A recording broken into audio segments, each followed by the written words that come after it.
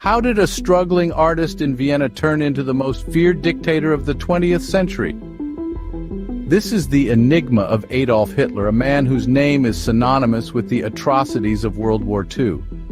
But let's wind back the clock and start at the beginning. Born in 1889 in Braunau am Inn, a small town on the Austro-German border, Hitler harbored dreams of becoming an artist. However, his aspirations were thwarted by a strict father, who wished him to follow a career in civil service. This led to Hitler leaving home and making his way to Vienna, where he aimed to pursue his artistic ambitions. Vienna, however, wasn't just a hub of art and culture. It was also a breeding ground for anti-Semitic ideologies, which began to shape Hitler's worldview. This city planted the seeds of hate that would later fuel his political rise. Adolf Hitler's life took a dramatic turn when he moved to Munich in 1913. The next chapter of his life was about to unfold. A life in Munich was about to change dramatically for Hitler as the drums of war began to echo across Europe. As the world plunged into the chaos of the First World War, so too did Adolf Hitler. Enlisting in the Bavarian army, he served in France and Belgium, where his bravery earned him the Iron Cross, First Class. Despite the relentless warfare, the trenches became his home, the battlefield, his stage. He took pride in his service, his loyalty to Germany unwavering amidst the blood and the grime. Yet the end of the war did not bring the triumphant return he envisaged. Germany's surrender in November of 1918 was a bitter pill to swallow. Disillusioned and disgruntled, Hitler returned to a Munich rife with discontent, a city teetering on the brink of revolution. In the turmoil of post-war Germany, Hitler discovered a new direction. He found himself drawn to a small, unassuming political group, the German Workers' Party. It was in this melting pot of political unrest that Hitler saw an opportunity, a chance to channel his disappointment into action. His oratory skills quickly made him a favored speaker at party meetings. His impassioned speeches, filled with nationalistic fervor, started to draw crowds. The German Workers' Party, once an obscure group, began to gain traction. Recognizing the potential for greater influence, the party was renamed. It became the National Socialist German Workers' Party, or, as we know it today, the Nazi Party. Hitler's rise through the party ranks was meteoric.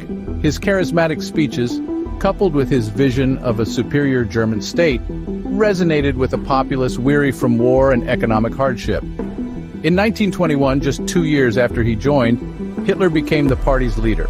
Hitler, once a mere soldier, now stood at the helm of a political party. This was a turning point, a moment that would set the stage for one of the most infamous chapters in world history. With political power within his grasp, Hitler attempted a coup, an event that would be a turning point in his life. A bold move, certainly, yet one that would ultimately fail. The year was 1923, and Hitler, along with his National Socialist German Workers' Party, launched what is now known as the Beer Hall Putsch. Their aim? To overthrow the Weimar Republic and seize control of the country. Their plan, however, was thwarted. The coup was unsuccessful, and Hitler was arrested, charged with treason, and subsequently imprisoned. But this setback did not quell Hitler's ambitions. No, it stoked them. While incarcerated, Hitler began to pen what would eventually become Mein Kampf, a manifesto of sorts, laying bare his political ideologies and vision for Germany's future. In Mein Kampf, Hitler outlined his disdain for the Treaty of Versailles and the democratic systems of governance. He expressed a fervent belief in racial purity and the superiority of the Aryan race. The book also detailed his plans for the expansion of Germany, which he believed was necessary for the survival and advancement of the German people. While these ideas were extreme, they resonated with a nation grappling with economic instability and a sense of national humiliation following World War I. Hitler's views, as radical as they were, found an audience, and Mein Kampf became a bestseller in Germany. The failed putsch was indeed a turning point for Hitler. It was during his time in prison that he refined his political strategies, focusing on gaining power through legal means rather than force. It was here behind bars that he conceived his master plan, one that would lead to the rise of the Nazi Party and the onset of World War II. Despite the putsch's failure, Hitler's ideologies began to gain traction. His time in prison, the creation of Mein Kampf, and the subsequent dissemination of his beliefs marked a pivotal moment in Hitler's journey towards power, a journey that would have far-reaching and devastating consequences. Out of prison and with a published manifesto, Hitler was ready to seize power through democratic means. Emerging from his stint in prison, Adolf Hitler was a man with a plan. His manifesto, Mein Kampf, had laid out his ideological blueprint, and he was ready to put it into action. The Nazi Party, under Hitler's leadership, began to rise in prominence during the late 1920s and early 30s, a period of significant political and economic instability in Germany. The Nazis propagated a promise of unity, strength, and prosperity, a message that resonated deeply with a populace ravaged by the after-effects of the Great War and struggling under the weight of the Treaty of Versailles' punitive reparations. The party's propaganda machine, led by the shrewd Joseph Goebbels, amplified this message, stoking the fires of nationalism and anti-Semitism to consolidate support. Yet it was the Great Depression that truly propelled the Nazi Party into the political limelight. The global economic crisis hit Germany hard, leading to skyrocketing unemployment and widespread poverty. In the midst of this chaos, Hitler's promises of economic recovery and national rejuvenation seemed like a beacon of hope to many desperate Germans. The Nazis capitalized on this desperation, securing a significant victory in the 1930 Reichstag elections. This victory marked a turning point, a legitimization of the Nazi Party that allowed them to further cement their power. Hitler himself recognized this, stating, "We were not capable of taking power through force. The path had to be different." By 1932, the Nazi Party was the largest party in the Reichstag. Yet it was not until the following year, after much political maneuvering and backroom dealing, that Hitler was finally appointed as Chancellor of Germany.